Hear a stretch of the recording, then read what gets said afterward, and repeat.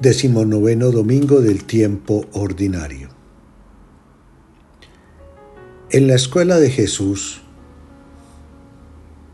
hemos seguido al evangelista San Lucas y a los otros autores bíblicos en los últimos domingos. Estos pasajes proclamados nos permiten ir concluyendo en torno de cuáles deben ser los rasgos identitarios del cristiano, del discípulo del Señor. Es decir, cómo debe ser la vida del que cree en Dios, de todos nosotros. Aproximémonos a algunas de esas facetas, de esos rasgos que, repito, deben identificar o caracterizar nuestra vida cristiana, nuestra vida de creyentes. Si recordamos, hace 15 días, el tema de la liturgia dominical fue la oración. Los discípulos, viendo a Jesús, le dirán: enséñanos a orar. Y Jesús les enseña la oración dominical, el Padre Nuestro. Una primera actitud, pues, nuestra es que seamos personas orantes, capaces de hacer un pare en nuestra agitada vida, ponernos ante el Señor, sea en el templo o en el cuarto, como dice el mismo pasaje bíblico en San Mateo, y hablar con el Señor, como lo hacía Moisés, que hablaba cara a cara con Dios, como habla un hombre con un amigo. El cristiano tiene que ser un hombre de oración, porque a través de la oración nos aproximamos a las realidades celestiales, y la oración hace que nosotros crezcamos en santidad, en humildad, en sabiduría, en fortaleza. Hace 8 días, la palabra nos ponía de presente el uso de los bienes materiales y de cómo nosotros debemos darnos cuenta de que ellos son solo un medio, no un fin. ¿De qué le sirve al hombre acumular tesoros, riquezas en la tierra, si es pobre ante Dios, si no tiene riquezas ante Dios? Y nos preguntábamos, ¿de qué riqueza se nos habla? Es de un corazón que sabe amar. Esa es la principal riqueza. Y un corazón que sabe amar descubre que su tesoro es Cristo mismo. Por tanto, la riqueza del creyente está en esforzarse por cumplir en todo momento la voluntad del Señor. Primera característica del discípulo del cristiano es la oración, porque nos permite adentrarnos en el corazón mismo del Señor. Segundo, hacer buen uso de los bienes materiales, descubriendo en ellos un fin, un medio que nos permitirá llegar al fin supremo, que es el cielo. De hecho, San Pablo nos decía la semana pasada: aspiren a los bienes celestiales. Y en este domingo, número 19 del tiempo ordinario, pues son varios los mensajes que nos ayudan también a caracterizar nuestra fe cristiana. El libro de la sabiduría nos invita a que hagamos permanentemente un ejercicio de recordación. Con anticipación, dice el texto del libro de la sabiduría: revelaste, oh Dios, a nuestros padres lo que iba a suceder la noche de la primera Pascua, para que cobraran ánimo al saber con certeza en qué promesas tenían puesta su esperanza. el que cree en el Señor, el que es su discípulo, ha de tener siempre presente las acciones que en su favor el Señor ha realizado y sigue realizando. Papa Francisco hablaba de la memoria deuteronómica. Aquí el autor del libro de la sabiduría nos dice que ese recuerdo de las obras que Dios hace en nuestro favor hace que nosotros no perdamos el ánimo y que sepamos que es en esas acciones divinas donde debe estar puesta nuestra esperanza. Así entonces cobra fuerza la palabra del Señor en este domingo: donde está tu tesoro, allí está tu corazón. Donde está tu tesoro, está tu esperanza. ¿Y dónde debe estar entonces y cuál es nuestro tesoro? Cristo Jesús. Si nuestro tesoro real es Cristo, nuestra esperanza será fuerte. Si nuestro tesoro, nuestra riqueza principal es Cristo, viviremos siempre alegres y fortalecidos. Por tanto, el que cree siempre tiene la mirada puesta en lo trascendente, en el mañana, en el cielo en el cual quiere habitar. Pero también la lectura de la carta a los Hebreos nos presenta como esa columna vertebral del que cree.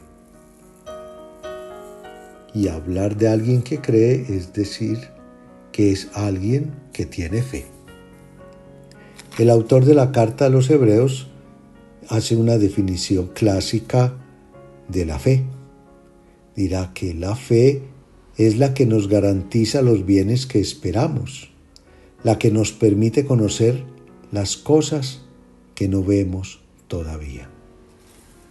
Y para explicitar, para hacer más clara esta afirmación, nos pone el ejemplo de Abraham y de Sara.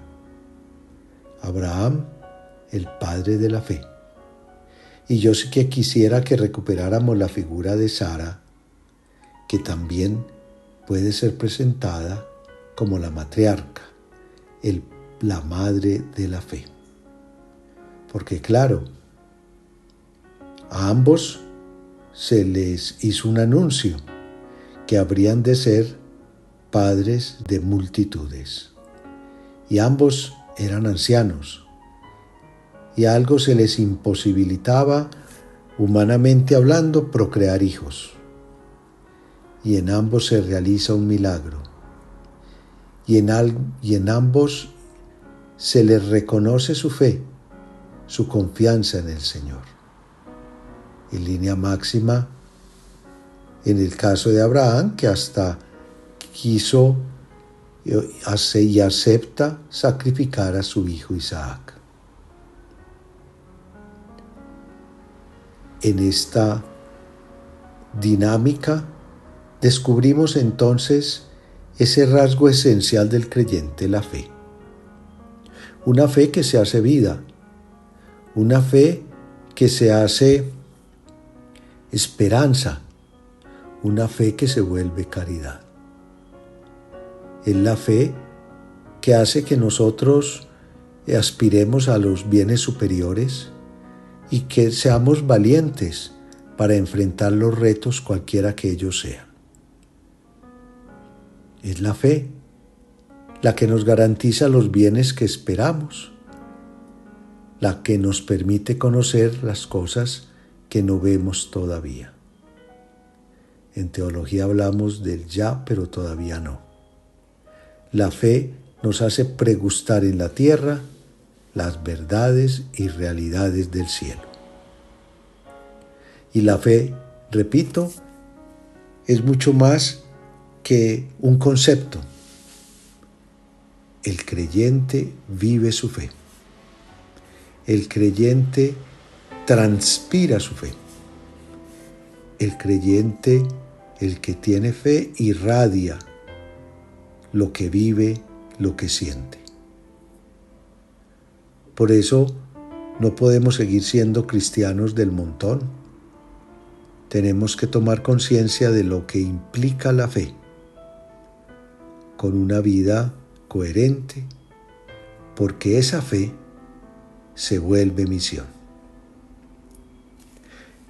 Finalmente, el texto bíblico de San Lucas nos hablará, entre otras cosas, de la necesidad de estar preparados, porque no sabemos ni el día ni la hora en que va a llegar el Hijo del Hombre. Debemos estar siempre con las lámparas encendidas. El creyente es un hombre de paso, un hombre viajero. Homo viator se define en filosofía. Somos de paso por esta tierra. Somos peregrinos. Y por tanto, si somos conscientes de esta realidad, tenemos que estar dispuestos, preparados siempre para el momento del encuentro definitivo con el Señor.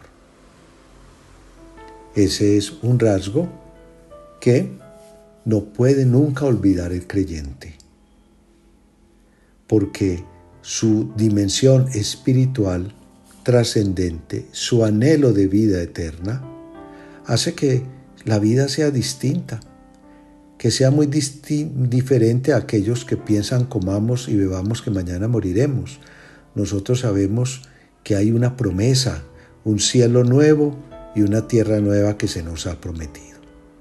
Y la fe nos permite anticipar esa realidad y nos permite conocerla. En este domingo, pues, nos hemos detenido en esos rasgos característicos del que cree, recogiendo los distintos mensajes de los recientes domingos. Que recuerdo, el creyente tiene que ser una persona de oración. El creyente debe hacer buen uso de los bienes materiales, recordando aquello que nos decía también el Señor: tu vida no depende de los bienes. Y hacer de los bienes un medio y no un fin. Es decir, el creyente debe ser una persona sencilla, y aún aquel que tiene bienes materiales debe hacer de ellos un medio para ayudar y ser solidario con los demás. Debe ser una persona, el creyente, que tiene presente en su vida el misterio de la salvación, para los judíos el misterio de la Pascua, para nosotros la vida nueva que Cristo nos regala. Y recordar que Jesús pasó haciendo el bien y que quiere que nosotros continuemos en el mundo su obra. El creyente tiene que ser una persona consciente de su fe y de los compromisos que ella implica, para finalmente estar con una actitud de la preparación y la disponibilidad para el encuentro definitivo cuando seamos llamados. Los bendigo en el nombre del Padre, del Hijo y del Espíritu Santo. Amén.